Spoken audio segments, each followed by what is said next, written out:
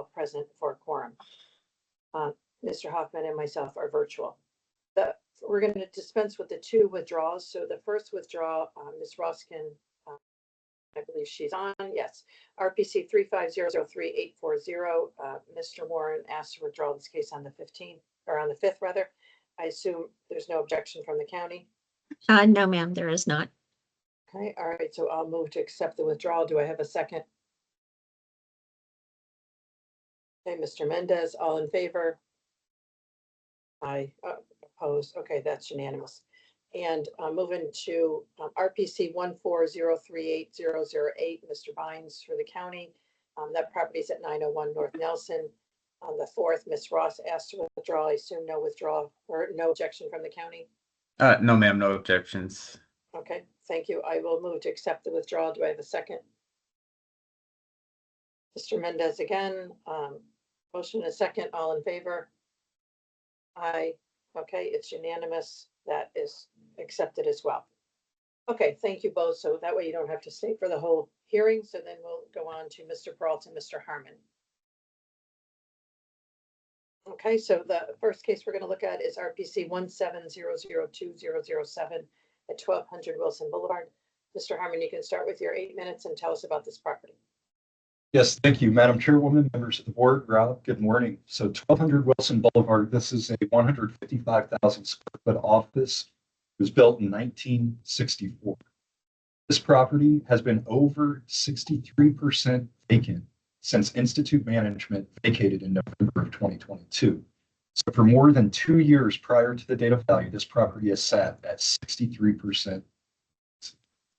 Now, when you look at the market and where this property is situated within the market in relation to competitors, you can see why it's been over 63% vacant for so long. For one, the entire market has seen increasing vacancy each year since 2020, since the pandemic hit, since remote work and hybrid work policies became the norm. In the past 12 months alone, there's been negative 456,000 square feet of absorption. That means more tenants have left office spaces in the county than meant to. So each year, we're seeing more and more office space become vacant. This property is a dated 1964 build. We did tour this property and saw this firsthand in 2023. The condition of the property, it's old, it's not well positioned against the newer, better situated neighboring properties it competes against. For instance, the column spacing is much tighter than modern construction. The window lines are much smaller than newer construction at neighboring properties. The amenities are lacking at this property. There is no fitness. You hear the county present case after case after case saying renovated fitness and renovated fitness.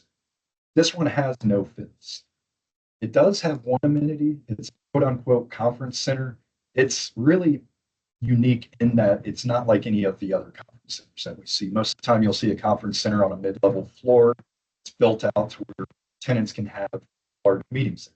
This is on the first floor. It's right off of the lobby. It's more of a, I don't know, it's a convention center type setup. It's got high ceilings. It was only really utilized in the past for one specific purpose or a couple of specific tenants. It's not really a competitive conference center. So it's old. It's not built out to the standards of current modern construction. It's lacking amenities. All this is to say that leasing in the county has been dismal, and older dated properties such as this one are hit especially hard. So that's how you get a building that's been over 63% vacant for 3 years. Now, what impact does that have on the value of this property? 63.3% vacant. Well, we're valuing the income stream. So what has the property reported as an income stream since Institute Management vacated in November of 2022? Well, you can see columns C and E on the county summary page show the property's 2023 and 2024 NOI were $581,000 and $407,000 respectively. The big issues on appeal are the operating expenses, the cap rate, and the DFL. For operating expenses, you can see the property had OPEX in 2024 of $1,746,000. The assessment assumes OPEX will actually decrease in 2025, despite imputing income on higher occupancy and despite inflation. And then the county's test assumes OPEX will be exactly the same as in 2025 as it was in 2024. January expenses, January 2025, exactly the same as January 2024. February 2025 expenses exactly the same as February 2024, so on. Now, as I hinted at, there's two issues with this, assuming that OpEx will either decrease as the assessment has done, or have no change year over year as the test has done. First, it fails to account for inflation. Inflation's been ever present in the market. We've seen over the past few years some extreme inflation, double-digit inflations in 2021, 2022. Inflation is a known fact. We are, of course, working through what would a hypothetical buyer use for expenses. At a minimum, a buyer is going to look at the prior year expenses and grow it by a nominal amount to account for anticipated inflation. Second, the assessment has imputed income as if the property is 72% occupied. It's actually only at 36% occupancy. So the assessment assumes double the current occupancy for income purposes. You can see this looking at EGI on row 11.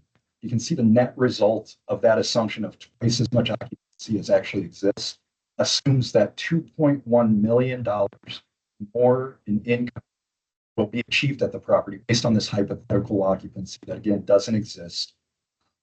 That's $2.1 million in additional income based on hypothetical double occupancy. Okay, so we're assuming double occupancy for income, but no increase to expenses with twice as many people using the property.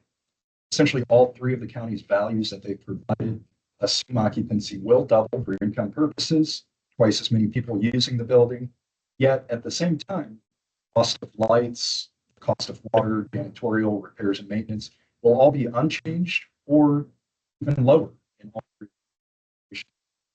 And that's simply not logical. More people in the building, in this case, twice as many people as in 2024, means higher utilities, higher janitorial, higher repairs and maintenance, among other items.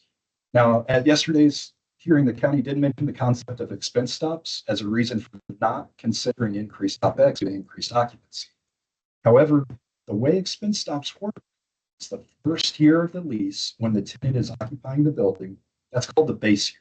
The base year establishes the baseline level of expenses that the tenant does not reimburse the owner for.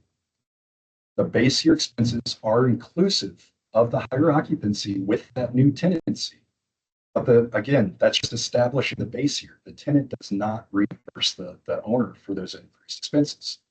So the county's explanation of expense stops yesterday's failed to mention base years. It did appear to concede that expenses will be higher with higher occupancy. The way that expense stops work, again, you have the base year. Tenant does not reimburse for those higher costs that are due to higher occupancy.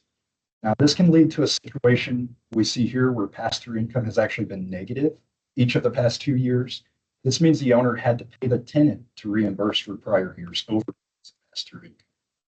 So knowing that expenses are going to increase due to inflation and due to twice the occupancy, we've developed a proposed expense rate based on the last full year of stabilized occupancy in 2021. We took that rate and grew it by 3 years of inflation at 3%. That's how we got to $12.50 a foot for this 1964 property. Now, this property, the assessment uses a cap rate that is lower than all 10 of the market sales cited by the county's expert in his Corpax report. This property is a 1964 property with functional inadequacies, poorly positioned in the market, 63% vacant for multiple years. It is not indicative of a property that's better than all 10 of the market sales cited by the county's expert. Finally, the assessment only assumes $90 in TIs below the line. Again, we did tour this property 2 years ago. The condition of the vacant floors after instituted management vacated is rough. It's all built out for that prior tenant. It's very used and abused. It's beat up. It will need to be completely demolished and rebuilt to market standards in order to achieve those market rents that the assessment assumed. A minimum TI should be increased to $115 a foot to reflect that. Thank you. Okay, thank you. Mr. Peralta for the county, please. Yes, good morning, everyone. This property, 1200 Wilson, is located in Roslyn. Looking at the history of the property, if you look at column A, 2021, and A, B, C, and D. I'm sorry, A, B, C, and E. You'll see the history where in 2021 the property was 3% vacant, and now currently 63% vacant. Now, what did those vacancies do to the assessment? When looking at this property, and you'll see the assessment over the years, from 2021, we had the property valued at over 67 million.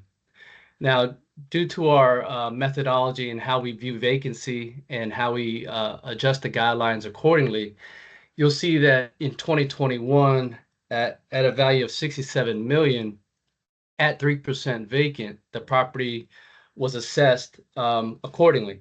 Now, looking at the current assessment, we know and understand, as the appellant stated, that the property is 63% vacant. Now, that assessment for 2025 is at 20,042,500.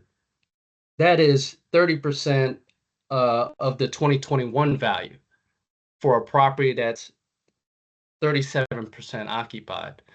So I think that our guidelines capture exactly the vacancy and how it changes based on that. And looking at the overall NOI, again, I touched on this yesterday as far as the gross potential of the property. And this is a good example. If you look on column A, the NOI is 4.9. And then when you look at column C, that NOI is 581,000. And that's because they're only reporting that actual income that they received at the 63% vacancy.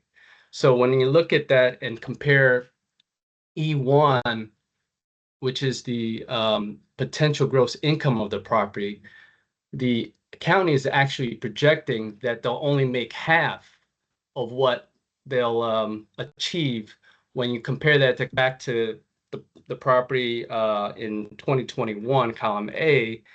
Again, they're at 3% vacancy. So this assessment for 2025 is really equating that the potential of the property is almost half of what they've shown they can achieve. And so therefore, when looking at the test and the original assessment, the county believes that our assessment and our tests are well supported with respect to how this property has changed over the years and what its current vacancy is.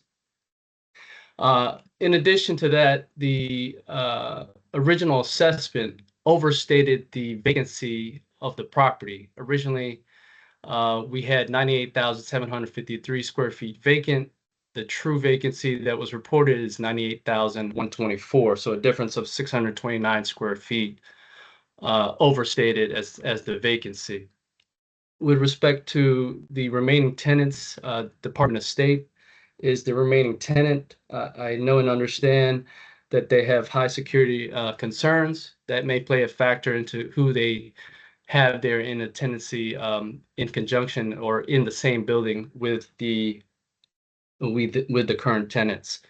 But again, looking at how we projected the per square foot rates at $41 a square feet, minus the 28% due to our vacancy deductions, we're averaging $29.52 net rent for this tenant in place.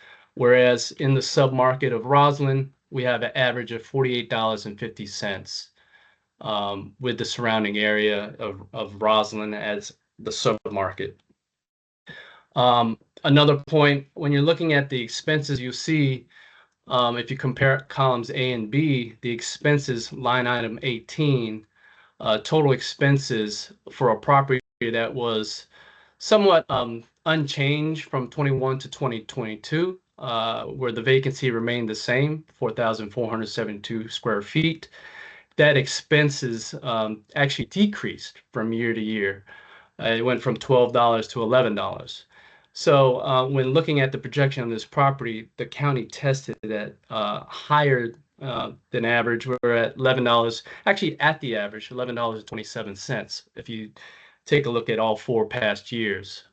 So I think that the test is has support for the 1127. And in testing all the new figures, we do understand that the test supports the original assessment. So with that, we do ask that the board confirm the original assessment at $20,042,500. Thank you. Okay, thank you. Questions from board members? No? Okay, Mr. Panoranda. Yeah, I have just one question for Mr. Peralta. And on the TIs that you allocated, wouldn't you have considered the higher rate on this instead of just the $9? No, because it didn't exceed $45 a square feet. Or because Any- of The rent that they can achieve. okay. Okay, thank you. Okay, no other questions? Okay, Mr. Peralta, if you take a minute to wrap up then? Thank you. Again, just looking at the history of the property and how the county has assessed this property. Again, 2021, over 67 million, and in 2025, we're at 20 million. So 35 or 30% of what the 2021 value is for a property that's 37% occupied. Thank you. Okay, thank you. Mr. Harmon, if you take a minute to wrap up, sir? Yes, thank you. So the overall market pre-pandemic to the date of value has decreased an average of 53%. We've seen this with sale resale properties. That's properties that traded right prior to the pandemic, 2015, 16, and then right after. So overall, the office market, those properties with similar occupancies at both sales, that can tell us that the overall market has decreased 53%, just right off the top. Add to that, that this property's vacancy has increased 60% from pre-pandemic to current. You see that it's in even worse shape, especially when you're competing for new tenants in a market with negative net absorption. Add to this, the type of older, chronic high vacancy properties are selling for $100 a foot. This property currently assessed at $129 a foot. You bump the assessment's TIs to $115, which is reflective of new construction per the guidelines, but this property will cost more than new construction to build out because you have to demo. It doesn't have shell condition. You have to demo the old and rebuild it. So 115 is appropriate here. Bump OpEx on the assessment to 1250 brings it to $103 a foot, right in line with sales of comparable properties in the county. Thank you. Okay, thank you. All right, it's just among the board. Where are folks on this? Mr. Mendez. Yeah, I remember last year we had several properties that were well over 50% vacant. And we haven't done it this year, maybe once or twice. But what I did was I just bumped the cap rate up by 0.5%. Came out to a slight reduction, about $1.5 million lower. But I would do that just because of the vacancy. The positioning of the building is not great either. And it seems like they're in trouble. So that was my thinking. Give you my number too. All right, Yeah, I came out with 18,621,400. okay, other folks, Mr. Hoffman? I did something, I came out a little bit lower, but I also kind of think Johnny's is maybe more consistent to what we've done in the past. But all I did was look below the line on Rob's test column, and just given the kind of the condition and the age of the building, took the TI to where it needed to be, which is essentially what the appellant had for TI and rent concessions. So instead of the $7 to $8 million below the line, it's more like 158,448, and then I ended up with 16,452,700 on the total. Okay, Mr. Panoranda? Yeah, I did pretty much. I didn't really do anything with cap rate because I'm normally not in favor of doing that because of the equalization process. But I did increase the TI to 115, which is what what Mr. Harmon also suggested, another 120 that is shown on the pro forma. By increasing to 115, it gives me almost to the same value that Mr. Mendez came up with. It would lower to 18,658,900. I think based on the condition and the age, like Mr. Hoffman indicated, I think it would be appropriate to do that. Yeah, that seems an easier, cleaner way. Yeah. Mr. Yates, anything? No, that's exactly what I did. Okay, Took it to the 115. all right, so Mr. Mendez, are you all right with that? Yeah, that sounds good. Okay. Okay, I'll go ahead and move that we reduce the assessment to 18,658,900. And that's based on increasing the TI allowance to $115 per square foot. Second. Motion and a second by Mr. Hoffman, all in favor? Aye. Aye, opposed, okay, it's unanimous. The assessment is reduced to 18,658,900 based on increasing the TIs below the line to $115 a square foot And that's on the original assessment. of the original, right? Okay. All right, and then moving to the last case on the agenda is RPC 19002-007. At 3100 Clarendon Boulevard. Mr. Harmon, you can start with your 8 minutes and tell us about this property. Yes, to start, I want to direct the board's attention to page 10, county's memo. Here, you'll see what's a major issue that unfortunately is a recurring issue. So for this property, the county requested lease abstracts for 4 tenants at the property, which we provided. However, it appears that these were then sent from Arlington County to an outside Gmail. Can't tell if that Gmail account listed at the top of page 10 is a business account or a personal account. Regardless of if these leases were sent to the assessor's office, then from the assessor's office to an outside business or personal account. I mean, this is a breach of confidentiality.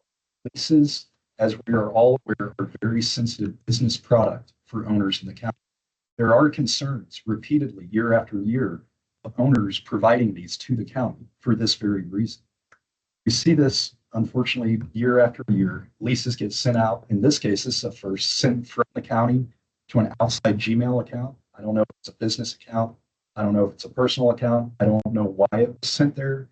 I don't know where they went after that. I don't know the security protocol on that outside email account.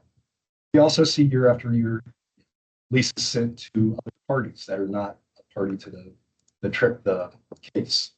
This is a major conflict, as you can tell. Either when the county asks for these leases, if we don't provide them, then that becomes the primary case at the board. And the board oftentimes puts that against the appellant. If we do provide them, the information is either not used or it can be sent out to third parties. So it's kind of a tight spot for appellants in the county. Now, we do request an explanation as to why these leases were sent outside of the county's control. They were sent to which leases other than these have been sent out of the county's control. And we do ask that the board take this into consideration the next time an owner doesn't provide a piece of information due to concerns about confidentiality. Now, this property's assessment, we see a clear case of the impact of using an appropriate cap rate. Looking at the county's summary on page 4, you'll notice the current assessment uses an NOI that is below what the property reported in 2024. End of analysis, right? We got it. The assessment's even too low, right? No, that's wrong. And here's why. We are here to determine fair market value. We're not here to determine if Drea's NOI is below actual, not to determine if the assessment went down year over year, but to evaluate the property's overall value in the context of the market. In this case, if you turn to our appeal that we submitted to the board, you'll see, this is on page 54 of the memo, you'll see that if you use the higher actual 2024 NOI, but you cap it out at an actual market cap rate that is derived from and supported by actual market sales and investor surveys, you see that you get to a lower value than the current assessment. So that's an interesting case, right? And that illustrates the importance of getting to a market cap rate. higher NOI, but lower overall value. Now, this is why owners are upset, even though assessments may go down year. If you use a lower NOI than reported for the prior year, you apply this lower NOI to a cap rate that is so far below market that it's not supported by any market data. As the assessment is done in this case, you can still end up with a value that is $5 million greater than what the property indicates. I do want to share my screen to go through some market data. This is from the county's guidelines. So this is the office sales that they have provided. You can go through here, and what I'm going to discuss is highlighted on this right-hand column. They have it labeled as the AS ratio. That stands for assessment sale ratio. So these are 2024, that's reverse chronological. So starting at the end of 2024, that's the sale price right here. Bump that up against the assessment, that's the 2024 assessment, and you see how the assessment compares to the sale. So the assessment's supposed to be capturing these sale prices, right? It's supposed to be looking at fair market value as indicated by fair market sales. So for last year, we see the assessments were 11% higher, 64% higher. This was a foreclosure action, 217% higher, so double the fair market sale price. 91% of the sale price. Now, this is a unique situation. This was a non-marketed owner-occupant purchaser, so we have data on that I'll share as well, showing that those are not indicative of market because they often pay much higher. Central Place Tower, 110%. That's another off-market owner-occupant sale, but the assessment was still 10% higher. 1616 Fort Myer, double the sale price. That sale occurred 5 days after that assessment was made. This next two were land sale, but combined 124% higher than the sale price. 4601, we're now into 2023, 64% higher than the sale price. 1501 Langston, 12% higher. This last one was another land sale, but 22% higher. Now, that's 2024 assessments compared to 2024 sales. We know that the county went down for 2025. So how did 2025 assessments compare to those 2024 sales? So in this instance, we have the answer to the test. We know what the market valued these properties at, as indicated by that sale price. So knowing that, how did the current assessments compare? Well, we see Liberty Center 20% higher, Alston Gateway 35% higher for 2025. 2 Liberty Center 72% higher, and then these 2 owner-occupant sales that were off-market private party transactions. You can see the assessments were pretty good at getting the values on those. Those aren't market sales. Those are not indicative of what a typical property would sell for. This last one, Roslyn Overlook, the 2025 assessment comes in 20% higher than that sale price. So this is what owners in the county are seeing. They're not just digging into the county's model on assessments and saying, is NOI lower than what we reported? Okay, the value's fine. They're looking at how do the current assessments compare to market sales. And this trend has continued with 2025 market sales as well. So this is what they're seeing. This is where they're getting appraisals at as well, is these sale prices. These sale prices are due to market underwriting standards, market appraisers coming in and supporting these sale prices. And then they compare it to the assessments. They're saying how on average with these market sales, exclude non-market sales, how on average are the 2025 assessments 36% greater than the market sales that just occurred? Well, it's because you don't use a market cap rate. You can use a lower NOI, sometimes much lower than the property reported, but if the cap rate is that far off, then you can't get to the market value. And that's what this indicates. The current model that cannot capture fair market value, even with lower NOIs. Now, why we exclude owner-occupant sales, here's some data from Fairfax and Arlington. Market sales of non-owner-occupant in Fairfax County averaged $111 a foot over 2024. Owner-occupant sales, there were 3 of them, $207 a foot, so nearly double if it's an owner-occupant. Those 2 sales in Arlington County were Venture Global, a liquefied natural gas startup, for their global headquarters. The other one was CoStar's headquarters in Roslyn. So those sales, you can see here, average $603 a foot versus the non-owner-occupant sales, $135. So significant difference when an owner is buying a property to use as their headquarters. That's why we exclude those. Exclude those, and you see that the current assessments, even knowing where they traded for in 2024, are coming in 36% higher than those sale prices. Thank you.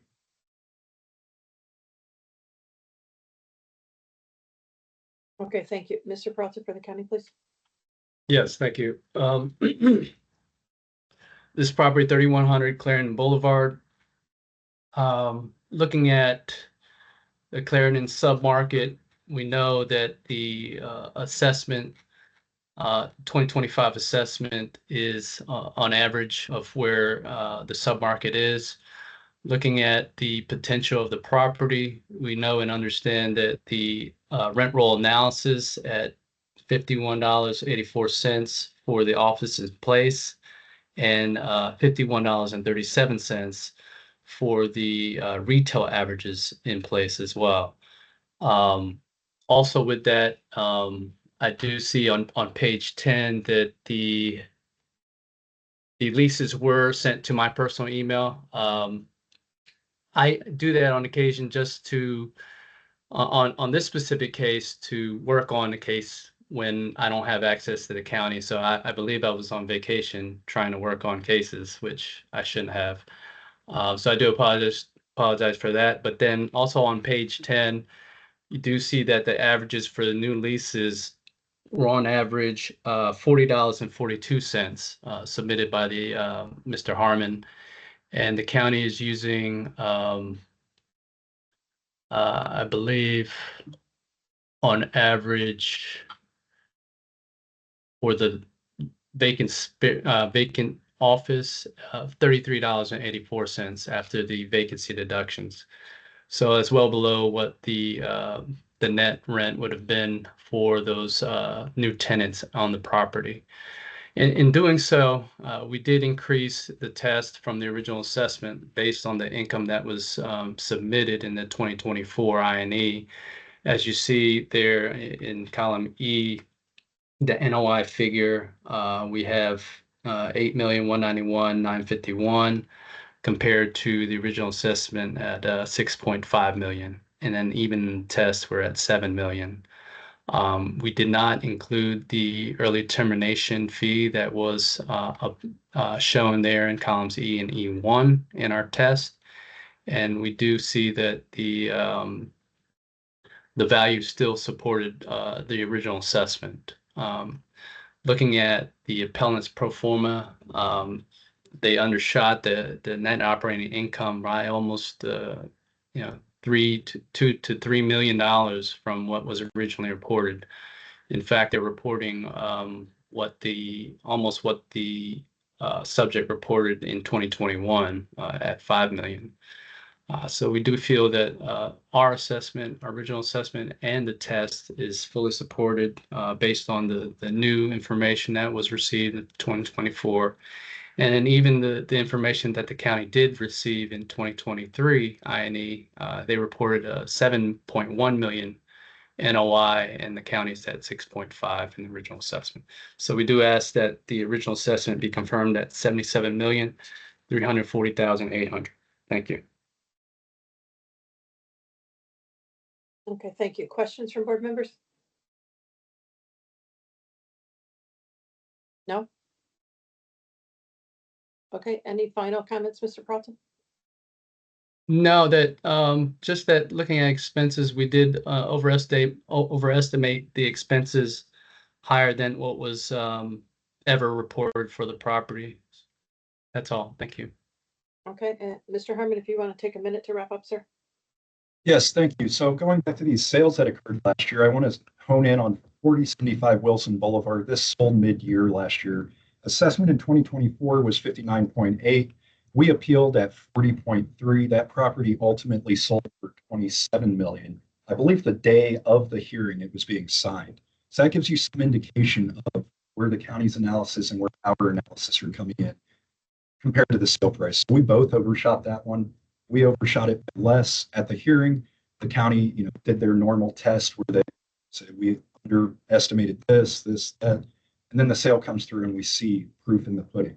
Now with this property, again, primary issue is going to be this cap rate, and TIs also only $90 a foot, not $115 a foot at the property. But cap rate, you can see if you apply a market cap rate that we've proposed based on market sales, apply that to the 2024 actual NOI, you still get a value that's $5 million below where the assessment is. Thank you. Okay, thank you both. Okay, it's just among the board members? Where, folks? Mr. Hoffman? So the one of the things I wanted to look at, I might take a second and do it after I mention this, is the effective age. This building is like the floor plates are very much 1980s. I know that's always been an issue with the office tower. The retail was redone and they did a very good job on the retail, and you could see it in the rents. You know, they're much higher for the retail spaces. There's very little vacancy. I think the retail is valued, you know, on a square foot basis, probably more like 700 plus a foot just based on those rents. But the office is probably overvalued. So and then we have to kind of do the math and figure out how to break it apart. But one of the things I wanted to look at in the guidelines is if we took the effective age down to like a 1999 or a 2000, just because they have real problems leasing the upper floors of this office building because the floor plates are so deep and square. And so I could see that being an issue. Okay, other folks? Mr. Penaranda? I mean, I don't see this property as being, you know, in any kind of trouble or anything like that. I think the numbers are showing that, like Mr. Peralta said, I think it's, in my opinion, a little underestimated as far as the, you know, income expenses, vacancy, which is what we consider to value this. So I'm okay with the assessment the way it is. Mr. Yates or Mr. Mendez? Yeah. Mr. Mendez? The property looks to be doing well. The GPI is steadily increasing year over year. Of course, the NOI used was not what was reported. The property seems to be 24% vacant, but they're getting that 20%, 28% per the guideline. And also the expenses were higher than what were reported. You know, all that to say that the NOI is definitely much lower. So I don't see anywhere where I could make an adjustment. I would be curious to hear what Greg comes up with as far as maybe reducing the effective age. But other than that, I can't see where I would change anything. Yeah, I agree. Mr. Yates, anything different? Well, no, I do agree with him. And I do hear Mr. Harmon's arguments concerning some of the cap rate issues in other properties. Hopefully the county continues to look at that deeply. Okay, Mr. Hoffman? All right. So if I took the effective age to 2004, and the rationale being the tower is effectively much older from a leasing standpoint, and the you know the retail's probably fine at 2007, but let's just take it at 2004 as an average. Just on the county's original assessment, it comes to 75,562,900.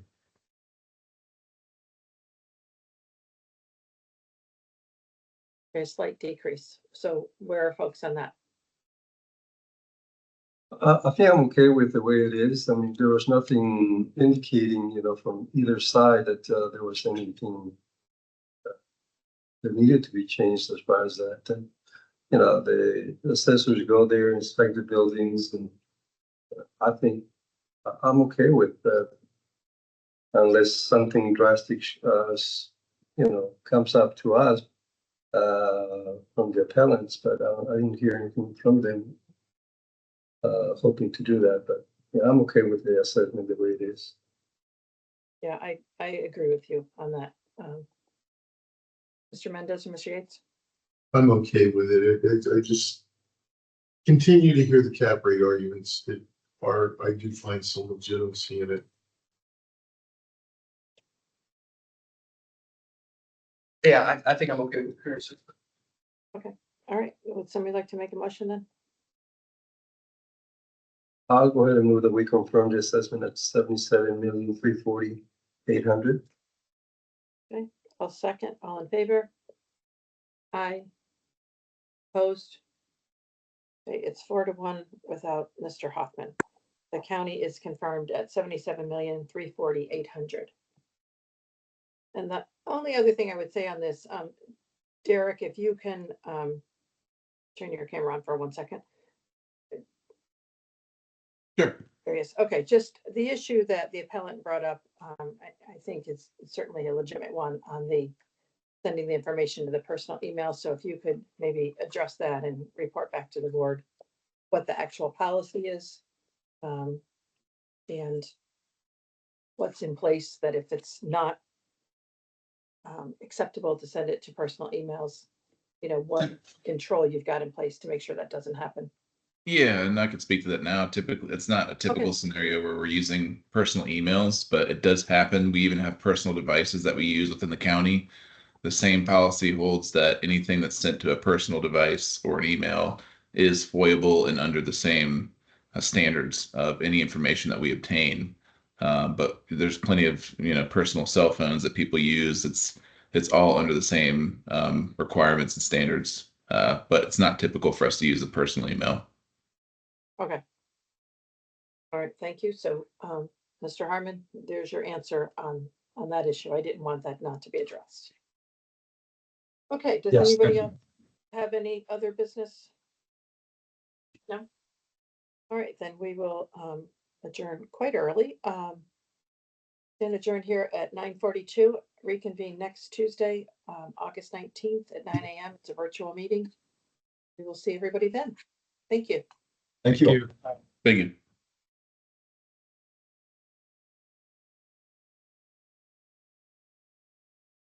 Recording has stopped. Okay. So sick.